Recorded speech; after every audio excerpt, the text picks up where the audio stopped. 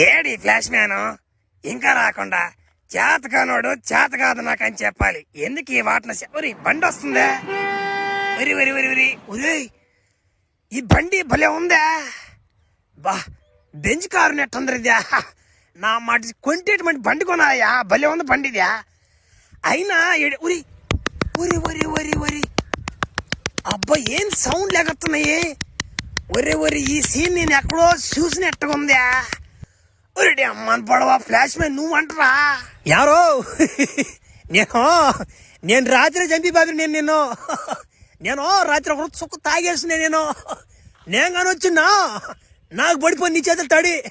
అందుకే పొద్దునే లేచా నీ సావు కొత్తగా ఉండాలరా బావా. అందుకే నా అమ్మాడి కేజీఎఫ్ అన్న యాష అన్న ఆయన కాడికి పోయా బెంచ్ కారు ఒకటే, నా అమ్మాడి థామ్సన్ గన్ను ఒకటే. ఆయన ఆ కారులో ఒక అమ్మాయికి ఉంటుందిరా ఒకటి సీనా.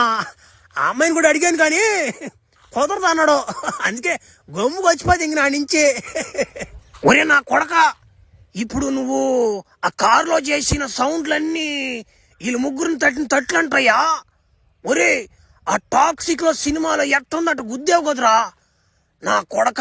మోసం రీదా నా పిల్లల్ని నా ముందే తట్టేది కాకుండా మళ్ళీ నన్నే చంపేదానికి వచ్చావు చూడు నా కొడక అనుభవిస్తావురా.